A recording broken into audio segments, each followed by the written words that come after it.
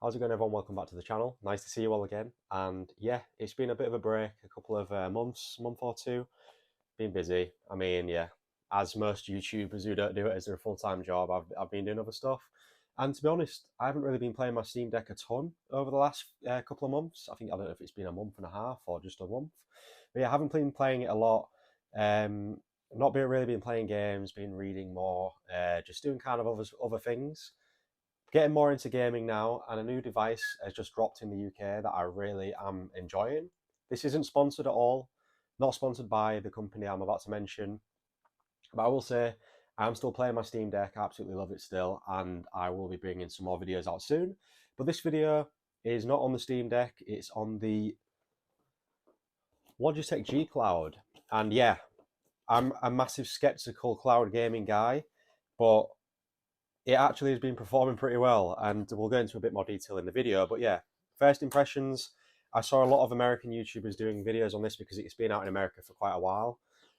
Haven't really seen anything around here about it, but it's just literally come out in the last week over in the UK.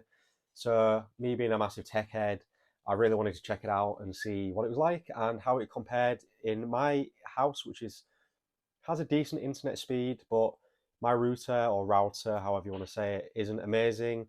And I didn't know if it was going to be stuttery or choppy, or just really shitty quality, to be honest. But as you'll be able to tell, it actually runs really, really well. It's quite a lot of pros, to be honest, this device, and it has a few cons, obviously. Con number one, you need a decent internet speed, otherwise this device is basically a brick. I mean, it is an Android tablet, but it's got a Snapdragon 735 processor in it. I'm pretty sure it's around there, but it's like an older processor from 2020, so it's not going to be smashing out emulation like all the PS2 games. Definitely not all the PS2 games are going to run well. But for me, this device isn't going to be an emulation device. It's going to be solely chilling on the sofa, picking up my Xbox, turning on my Xbox, streaming some games. It works really well, and I'll show you some gameplay. Welcome back to the corner, guys. As you can see, the Steam Decks, they're still there. They're still being played. Don't worry about them. They're okay. The star of the show today is this little beauty. Really do love the design on this. I'm a sucker for white coloured designs. I mean, black is obviously the go-to in most designs of handhelds. I mean, you've got the PSP, Steam Deck. It just seems to be a colour that everyone goes to, the black. But the white, it looks really nice. And then you've got the accented like yellowy green highlights here. It's very sleek, and because there's not really much power in it, it's very slim and it's very light. I think it weighs around 425 grams or so. As you can see here, I've already set it up. I've already been playing it. I don't need to do an unboxing video. There's tons already online. I want to get straight to the point and explain why I'm enjoying this device. Like I say, it's not sponsored. Logitech haven't sponsored me, haven't sent me this. I've actually bought this myself on Amazon, so I could refund it easily if it was shit. But trust me, I'm enjoying it. But caveat, you need a decent internet speed. Um, I'm guessing it needs to be around 50 megabytes per second to get a decent quality of streaming. Currently, my internet speed is 300 megabytes per second, so it's pretty decent. I'm actually playing this around my house. My house isn't massive, so the router, I've only got one, and it's in my living room. And I seem to be getting decent gameplay anywhere, all over the house, really. Anyway, I'm going to ramble on about it too much. Let's get into some gaming. So, as you can see, I've got a few different devices going on here, and I'll explain every single one of them, so stay tuned. Starting off with number one. By the way, you get a shit ton of offers when you first buy this device. I got like 3 months worth of GeForce Now membership, which was awesome. Xbox Ultimate, Game Pass Ultimate, I got like 3 to 6 months, depends on if you have an account or not, obviously. Next, Shadow PC. Now this one's a bit more of a pricier option. Only using it because I got a month's membership free. So this is basically a cloud computer, fully Windows computer that you can access on the G Cloud, or if you want to access it on your TV, Android tablet, iPad, iPhone, your literal computer. If your computer's crap and you want to stream a powerful PC, this would be ideal for that. But yeah, like I say, this is more an expensive option, so I can't see myself renewing this in the future. But for now, it was quite cool to compare everything. And these two apps are crucial for the G Cloud, in my opinion, because they're, first of all, the PlayStation Remote Play doesn't even work with the controller built in, unless you're using this app. So these two apps are from a single developer. Only problem being is that you have to put in your login information in a third party app.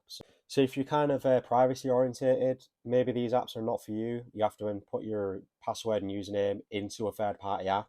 It kind of links to the PlayStation Store within the app, so you're not really sure if they're logging your data or what. But a lot of people have used these apps and they have no issues, and they say they're far superior than the actual native apps. So hence why I'm using them right now. But anyway, that's like a little rundown of the apps I've been using on the device. So I guess to start with, we'll go with GeForce Now. So I kind of did show GeForce Now on the Steam Deck when I did a few Steam Deck runs of cloud gaming. A lot of people on my comments saying cloud gaming shit, blah blah blah blah. And yeah, I agree. Cloud gaming is not as good as native gaming, obviously, but I've been massively pleasantly surprised.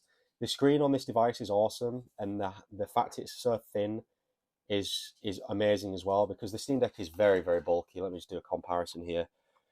Steam Deck's a bit of a fatty. I mean, he's like double in size, he's huge, but that's because of the touchpads. But yeah, the fact it's handheld, very light, slim, it just makes me want to pick this up more over the Steam Deck when I'm sat at home, and I'll show you why.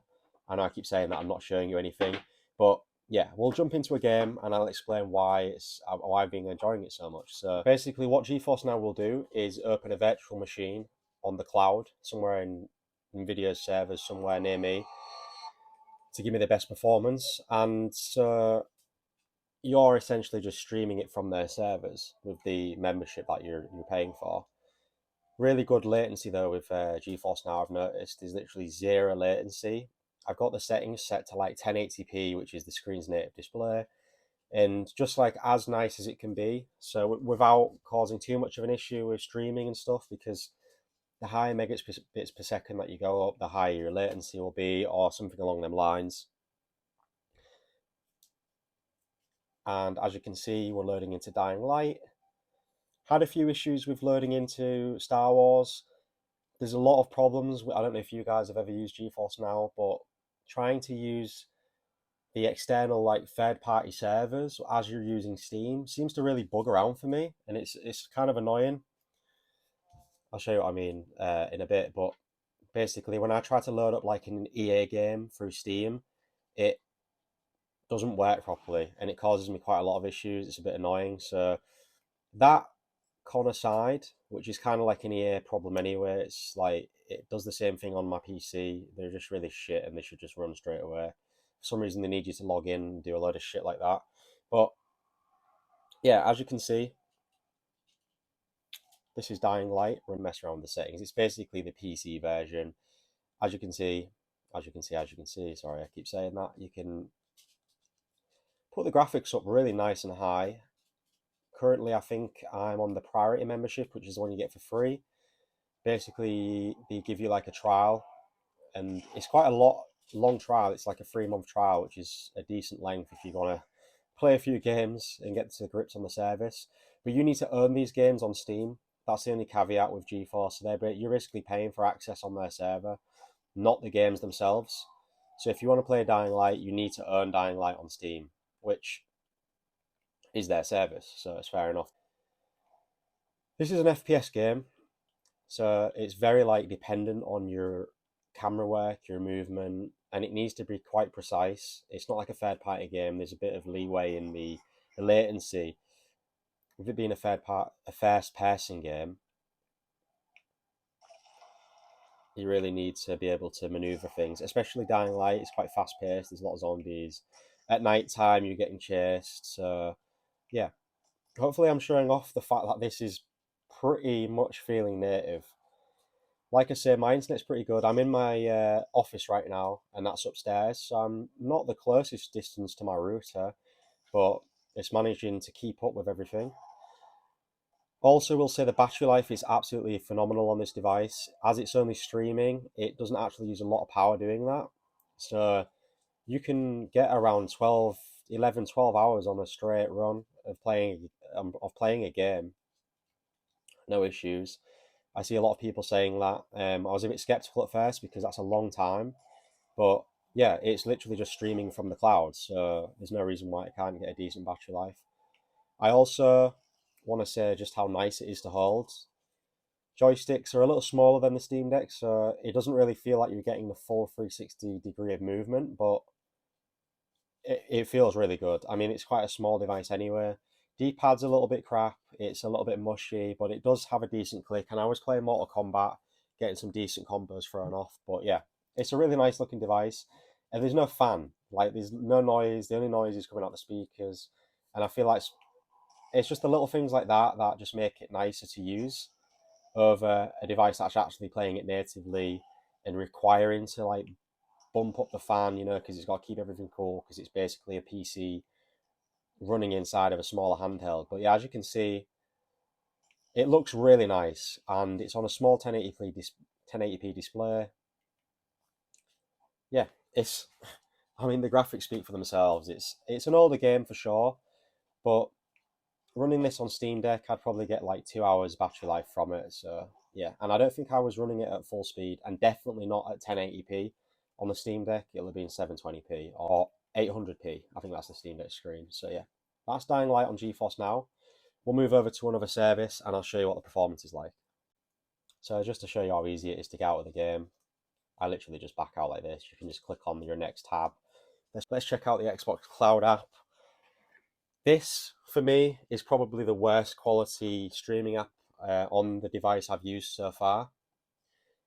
For some reason, games are hit and miss on it here. Some games run really well, some games are really blurry. I mean, I've just shown you how well GeForce Now runs, and it's sharp, runs really well, very crisp.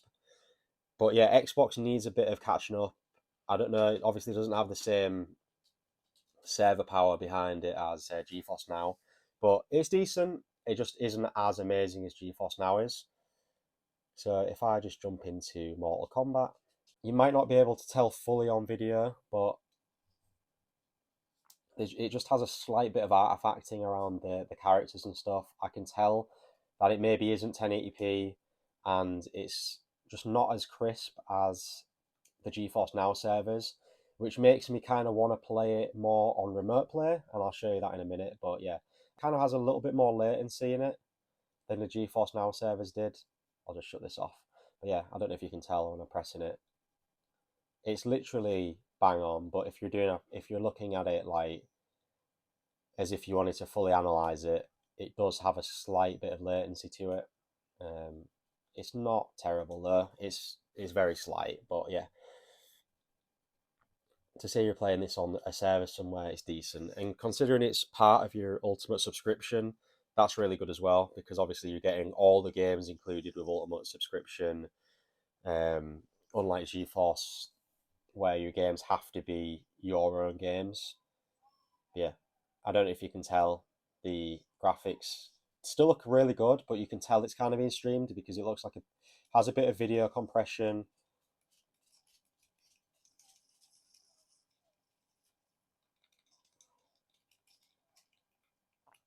The quality on this is actually not too great, to be honest. This might be because I'm further away from my router than I normally am. But yeah, this is quite bad. Normally is a lot smoother than this.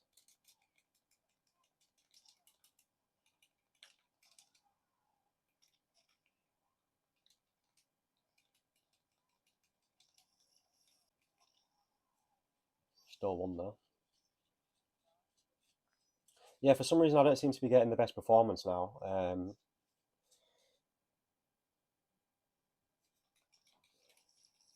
It also doesn't seem to be running at 60 FPS either. I don't know why that is. Normally it runs on they say it runs on like a Series X in the cloud, so you should be getting the best performance.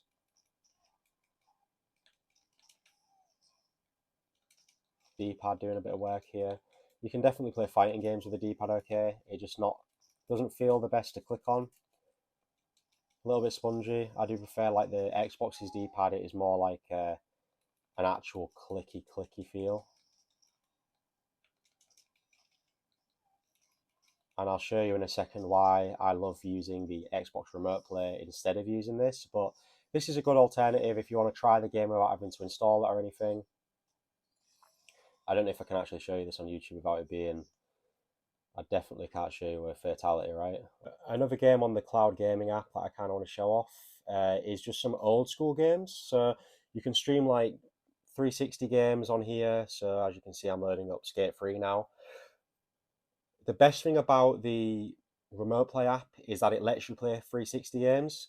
Normally 360 games in the original Remote Play app that Xbox brought out, it doesn't let you play 360 games. So I thought it was really cool. Like you can actually use the Remote Play app, the third party one, to be able to play 360 games. Back, we're in Skate 3 on the Xbox Cloud Gaming streaming app. We'll move on to the Remote Play app in a second. I just really wanted to show you off another game in the app that can give you another idea of how good or bad the latency can be in these games. Like I said, the cloud streaming game, the cloud streaming app is probably the one that I found as being the worst quality for me as far as the graphics go. I played this app first and then I was like, shit, is this really as good as this device can get? And then I moved on to playing GeForce Now and I was like, yes, this is as good as I want the device to be. And then I found the Remote Play apps for both PlayStation and Xbox. And then that's when I realized this device was really good. So trust me, if you want a quick game or you want to try something out really like new, or you don't know if it's going to be worth playing, using this cloud gaming app is quite a good way of finding out. Like I said, the latency is not terrible, but it's definitely more noticeable than it is on the other two apps, which literally have, it feels like zero latency. Like this, the latency is not bad on this, but you can definitely tell that it just has a slight delay. I don't know if you can tell. It looks pretty spot on, to be fair. Feels pretty spot on as well. I mean, I'm able to pull tricks off, do my usual stuff. It's all responsive. Because this is a 360 game, the graphics aren't like, you can tell that is a 360 game, so it's almost like it gives it a pass. But you can definitely see a bit of artifacting, especially as I'm going quickly. But definitely playable, and if you wanted like your fix of Skate 3, it's really fun, and you will get a really good battery life playing this. Like I say, like 10, 11, 12 hours. So you really don't need to charge this device often. You can just hop in and out of games.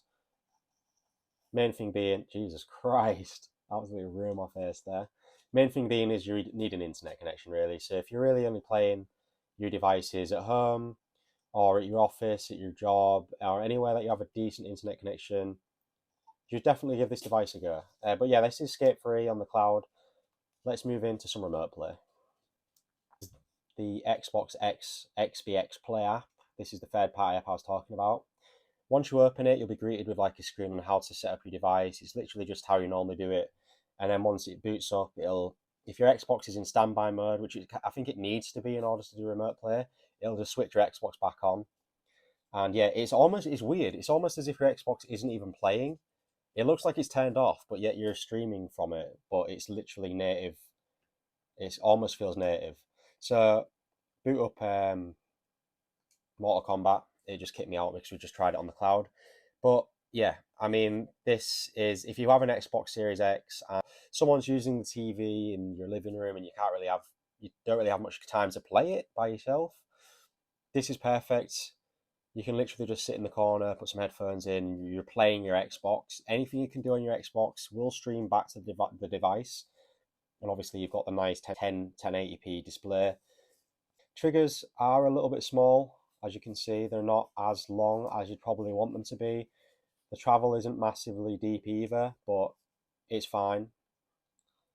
Literally just playing Mortal Kombat 11 here. Keep saying this, but the size of the device is a real winner. It's just small. It's just such a nice device to pick up and play. The quality of the graphics is crisp. My Xbox is downstairs. It's not next to me or anything, so I'm streaming this upstairs. What I've been liking to do over the past couple of weeks while I've been playing this and testing this out is just sit in bed, play some Dead Space 2. I've been playing that quite a lot. Just any Game Pass game. It's a real Game Pass game destroyer. Like, you can just install the game on your Xbox downstairs, boot it up upstairs, and you're literally just playing your Xbox. It's really cool. Never really played remote play before, but this is definitely opening my eyes to why you'd want to do it. I'm pretty sure you can do remote play.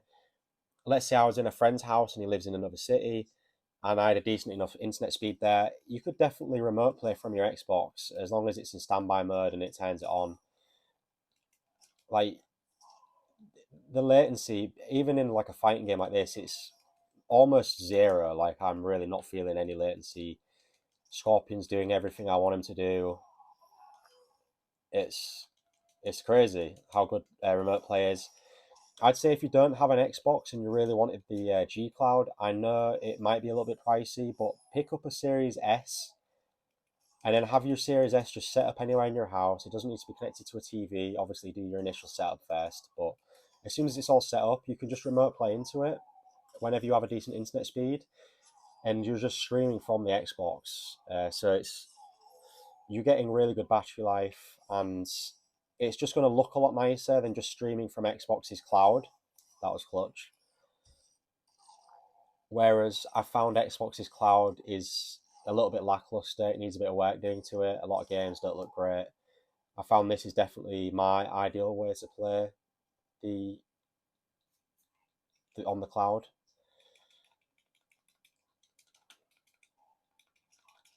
And like I say, this literally works for anything you have installed on your Xbox, which could easily include 360 games. I'll back out of this because I don't need to show you the whole game. But if I back out of, my bad, if I just open this and literally you're controlling it like it's your Xbox, you can quick resume obviously because Xbox has that feature. I don't want to go into any of these games. I want to go into, so I'll hop into a game that I have on quick resume, SSX.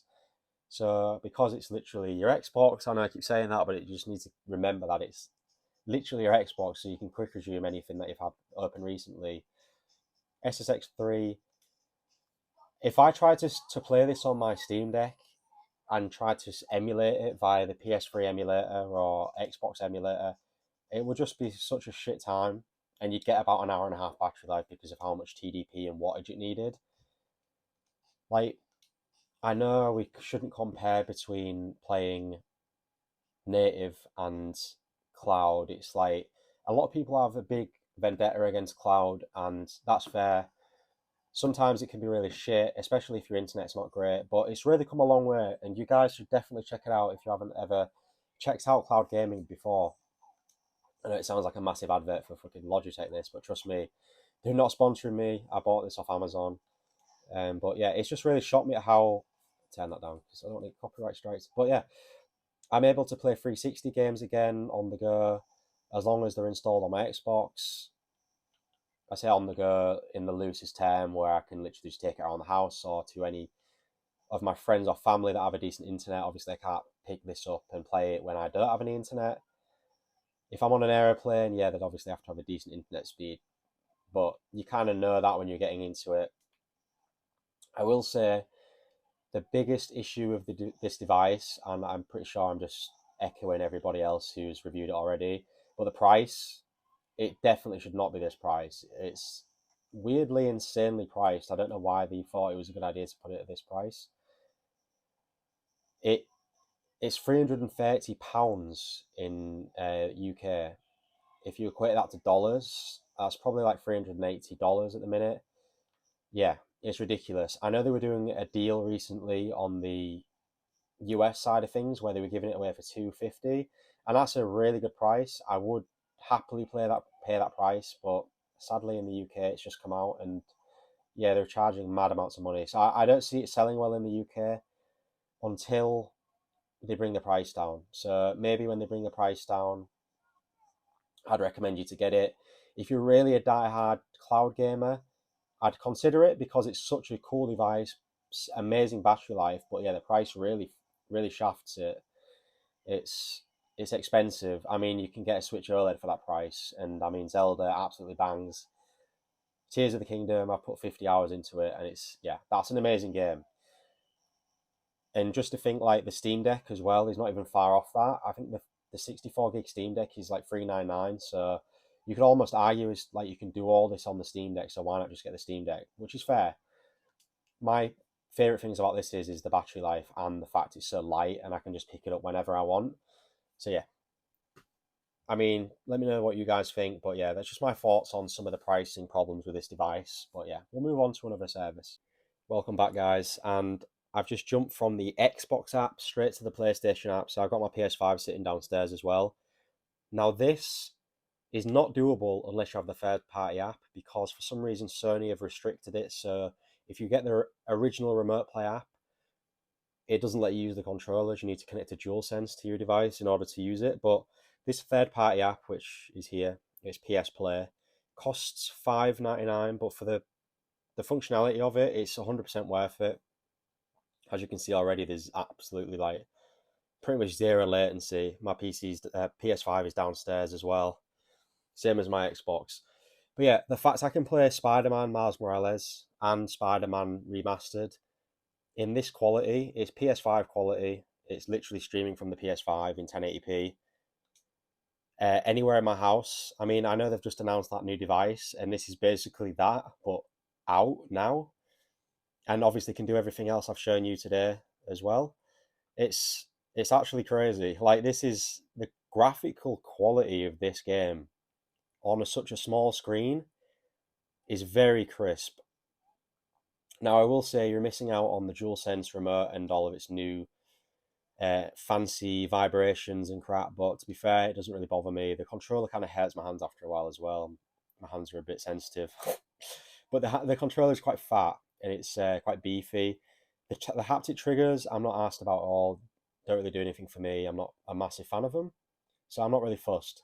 The fact I can play this anywhere on my house, like I say, any PS5 game I have, I can just boot up with zero latency. Let me just do a latency test actually.